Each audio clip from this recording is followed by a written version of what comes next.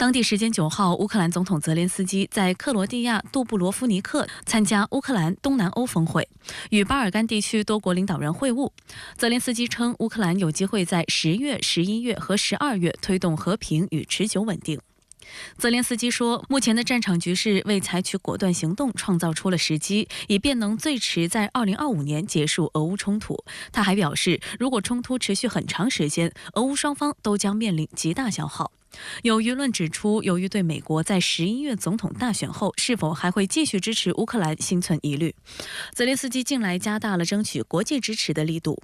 据了解，在参加完乌克兰东南欧峰会后，泽连斯基还将在本周会见几位欧洲国家领导人。此外，泽连斯基原定于12号参加德国举行的一场国际会议，讨论对乌克兰的军事支持问题，但因为美国总统拜登需要集中精力应对飓风米尔顿，取消了原定的欧洲之行，这场会议已被推迟。当地时间10号，乌克兰总统泽连斯基与英国首相斯塔默和北约秘书长吕特在伦敦举行3方会晤，讨论了使用西方援助武器打击俄罗斯境内纵深目标等问题。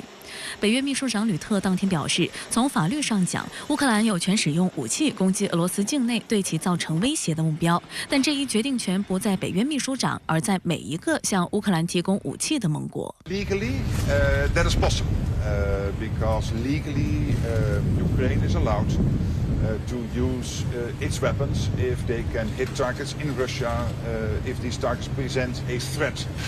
to Ukraine. But whether individual allies do that, that's in the end also always up to individual allies, of course. 斯塔默发言人当天表示，英国对使用风暴之影巡航导弹的立场没有改变，英国将继续与乌克兰和盟友讨论如何在今年冬季继续对乌提供关键帮助。此外，有英国当地媒体报道则指出，此次会晤的背景是泽连斯基寻求对乌方胜利计划的支持。对于乌方胜利计划，俄罗斯总统新闻秘书佩斯科夫9月23号向记者表示，目前有许多不同的信息，其中一些还相互矛盾，毫不可信，我们持审慎态度。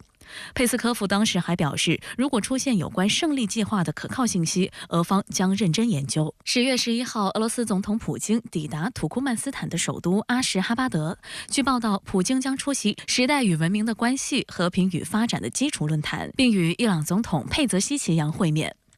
当地时间10号，俄罗斯总统普京当天签署法令，免去安东诺夫俄罗斯驻美国大使职务。俄罗斯总统新闻秘书佩斯科夫表示，新大使将会被及时任命。克里姆林宫发言人强调，俄美外交关系水平未因安东诺夫的任期结束而降低。现年69岁的安东诺夫2017年被任命为俄罗斯驻美国大使，此前曾担任俄罗斯国防部副部长、外交部副部长。此外，当地时间9号，普京参加了俄罗斯各州新工业项目启动的视频会议。会议期间，他询问夏诺夫哥罗德州州长尼基京，他所穿的西装是否为俄罗斯国货。尼基京回答说，他的西装完全是国产的。对此，普京对他的选择表示赞赏，并呼吁大家努力做到愉快使用所有国产的产品，促使这些产品要达到最高质量。Глеб Сергеевич, а у вас костюмчик-то отечественного производства? К сожалению, без бирки, потому что сшит, но из отечественной ткани, из отечественного производства. Здорово, ну прекрасно.